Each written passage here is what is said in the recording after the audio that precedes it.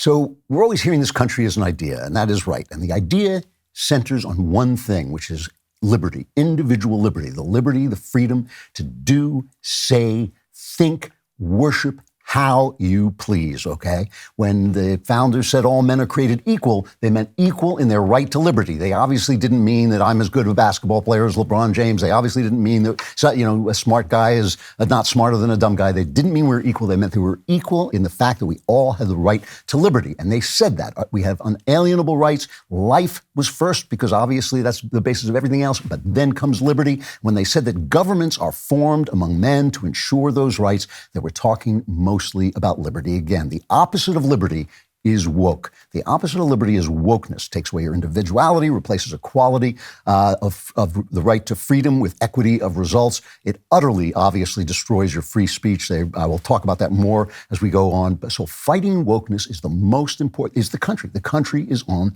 the line. There is a congressman from Indiana, Jim Banks. He has recently announced the formation of an anti-woke caucus.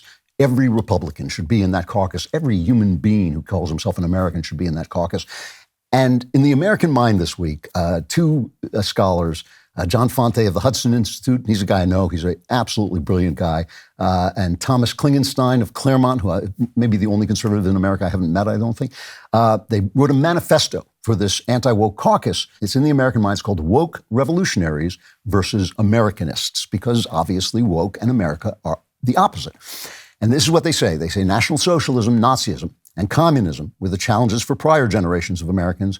Wokeism is the challenge of our generation. America is in the middle of a cold civil war between woke revolutionaries who believe America is and has always been systemically racist, evil, so that it must be deconstructed, delegitimized, i.e. destroyed, and those who believe that America is good and that its principles are the greatest antidote to racism ever created, and that preserving America and its principles is the highest and most urgent political calling.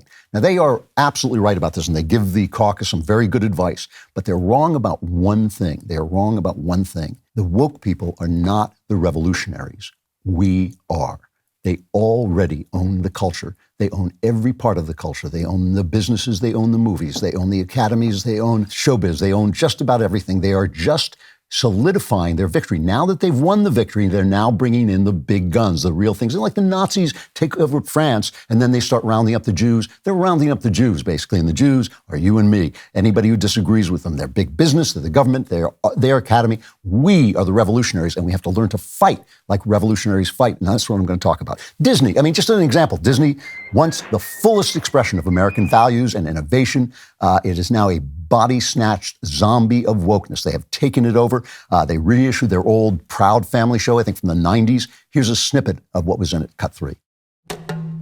This country was built on slavery, which means slaves built this country. Tilled this land from sea to sea to sea. First there was rice, tobacco, sugar cane. Then Whitney did his thing and cotton became king. And we were its soldiers, 4 million strong, fighting for America's freedoms, even though we remained America's slaves. Built this country. The descendants of slaves continue to build it. Slaves built this country. And we, the descendants of slaves in America, have earned reparations for their suffering. And continue to earn reparations every moment we spend submerged in the systemic prejudice, racism, and white supremacy. Now, it's an incredible, everything in that is a lie. Slaves worked in this country. They worked in a lot of countries, but they didn't build this country. This country was built in very different ways. But still, it's hateful. It's anti-American hate being fed to your children by a corporation that was made in America, by America, for America, by a deeply American guy, Walt Disney. So they have won. They have already won. And the Disney CEO, Bob Iger, just announced that he's cutting 7,000 jobs and $5.5 billion in costs. They had a bad 22. But if you think that, go woke, go broke is going to save you, if you think capitalism is going to save you and the market will stop these guys, you're wrong. You are wrong. First of all, their quarterly earnings and their streamer losses were not as bad as they thought they were going to be. And you're still going to watch Star Wars. You're still going to watch stuff that even though Luke Skywalker is going to be retconned as gay, you're still going to, go back and watch those films because you love them. That you'll be sending them their money to give that crap to your children because money, and they don't care because money is secondary. This ideology is a virus, and the people who have it have so much cultural power that people are simply falling over to support them and back them up. This is what happened in the Soviet Union, what happened in China. People will follow the crowd around them. They will follow the crowd around them, even if they don't want to. They find themselves saying things come out. I mean, you ever tell somebody you liked a movie because they liked it, but you didn't really like it, but you don't want to say it? And that's the way this works. There's a glitch in the human system. Now, at the same time, there's a full court press going on to stop or damage the release of the new Harry Potter video game because J.K. Rowling won't bend the knee and she won't say that men can be women. She's not anti-trans. She's not transphobic, a state of mind that does not exist, a word that has no relation to anything in the truth. She just says the truth, that men can't become women. We don't have the technology. It can't be done. It's like saying, if you're a man saying you're a woman, it's like saying you're standing on Pluto. We can't get you there. Too bad. That's it. That's reality. The game is going to come out. It's going to be hugely popular. I'm going to play it next week. I'll do a Klavan Plays video, and we'll release that on YouTube. And people are saying, oh, they can't stop Rowling because she's a billionaire and they say her books make too much money and all this stuff. Doesn't matter. Because the next person, the person just starting, the new author of a new Harry Potter, can't get going. Even I've taken flack for this, by the way. I won't bend the knee either. But again, if I were just starting out, would I?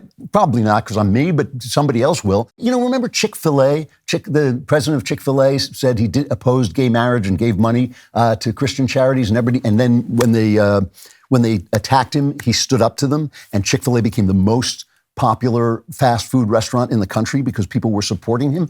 Doesn't matter. Chick-fil-A has stopped funding those charities and announced that they stopped funding those charities because every time they went to open a restaurant, the activists were there shutting them down. What do you think they're thinking in Colorado when they go after this baker every time, when they destroy his life? He's a strong Christian man. He's standing up to them in faith. But what do you think about the next baker who just thinks, I just want to sell my cakes if somebody wants a gay wedding cake, so it's against my principles. I don't care. Capitalism will not protect you. The Constitution will not protect you if the culture loses the values that make them work. They're just papers. Money is just paper. Everything is just paper except those values in your heart. That's what matters. If God's values aren't written on your heart, they ain't in operation.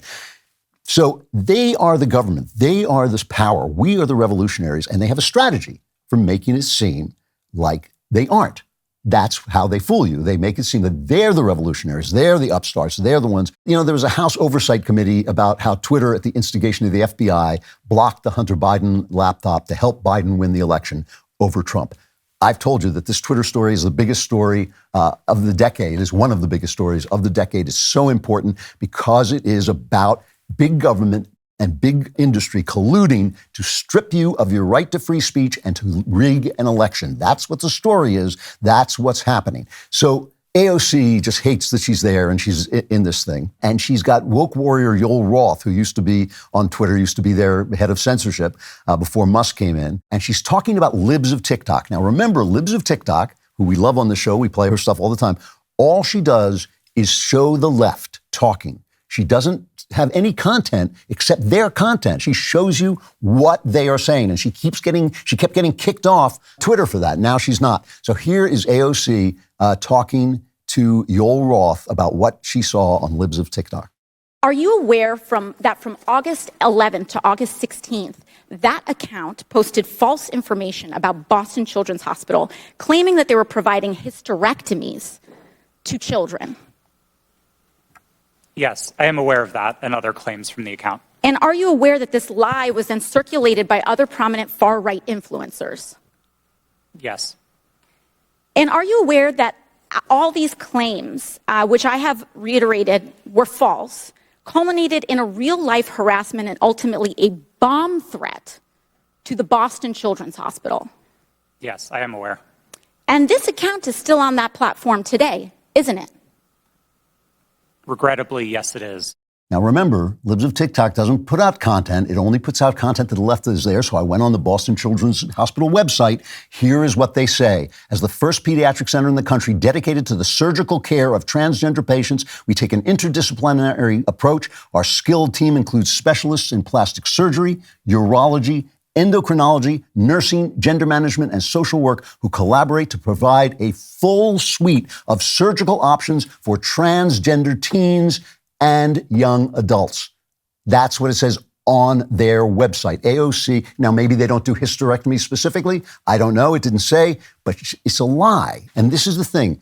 I'm talking about the strategy that the woke people have for convincing us that they're the revolutionaries instead of us, they're the power. They're the power. Twitter is a powerful place. The FBI is a powerful stuff. They colluded to bury Hunter Biden's laptop so that it would help Biden win the election.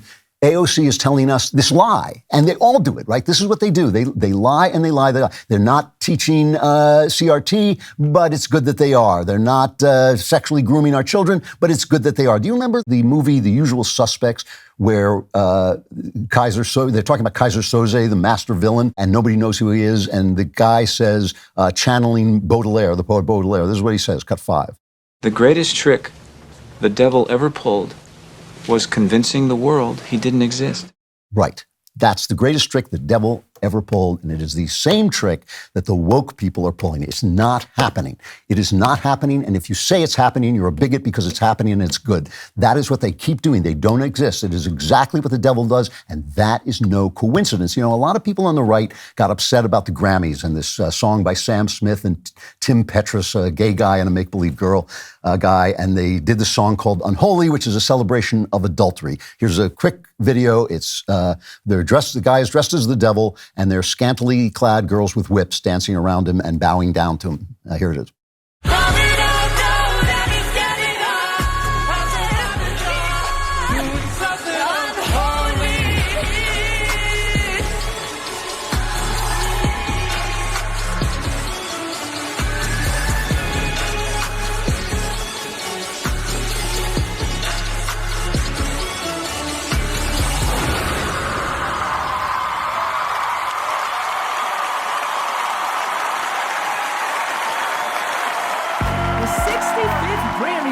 is sponsored by Pfizer. So they give a standing ovation sponsored by Pfizer. I may be many things, but I'm not shocked by this. Remember, in the 1980s, Iron Maiden did this stuff. They had the Number of the Beast, and all those metal bands had it. But then it was transgressive. Then they were the revolutionaries. Then they were shocking people, and people were shocked. Not now. Jill Biden gave a speech at the Grammys. The people cheered. They said, they sent out a tweet, we're all worshiping now. They are not the counterculture. We are. They are the culture. The Satanism is the culture. Worshiping Satan is not shocking to anybody. If it were, Jill Biden would not have been at that show. The point about this is important. It's important to the mentality of how you fight back. This is not a siege where we are protecting the glory of America. This is a conquest. We have to take it back. We have to go in and take it back. They've got the citadel, not us. We can't huddle and play defense and complain. We have to attack and replace. Let's talk about this music for a minute. Let's talk about how we got here with this music. Satanism was inherent in rock from the very beginning, from the Beatles singing, yeah, yeah, yeah. I'm not saying they were Satanists. I'm not saying they were bad people or anything like that. It's interesting. When you go back to the beginning of rock and roll, it was shocking to everybody because the music was so different, but it was really inherently decent. It was love stories. It was nice. Even if you take the Rolling Stones, Mick Jagger, the Sympathy for the Devil, right? Sympathy for the Devil was based on a Christian novel written by a Soviet dissident called The Master and Margarita. And he says in the song, he talks about how he was there, the devil was there when Jesus Christ died. And he says, I stuck around St. Petersburg when I saw it was time for a change. I killed the Tsar and his ministers. Anastasia screamed in vain. So he was the Soviets. And then he goes on to say he was the Nazis as well. And he says, I hope you guess my name, but what's puzzling you is the nature of my game, right? And that's the thing. So the old rock had a certain decency, a certain actual Christian foundation. It was just a different kind of music. Roll over Beethoven, it was a different kind of music. But in that music, inherently, it was going in this direction. And I'll tell you why, all right? There was a famous book written in 1987 by a guy named Alan Bloom called The Closing of the American Mind, about the left's takeover of the universities. And in it was an attack on rock music to this very day is ridiculed by the right. The left just dismisses it, but it's ridiculed by the right as ruining the whole argument because it made conservatives look like old grumpy grandpas who didn't like rock and roll. Those kids today are listening to the wrong music. Here's what Alan Bloom said. Young people know that rock has the beat of sexual intercourse in alliance with some real art and a lot of pseudo art. So he's saying it is art.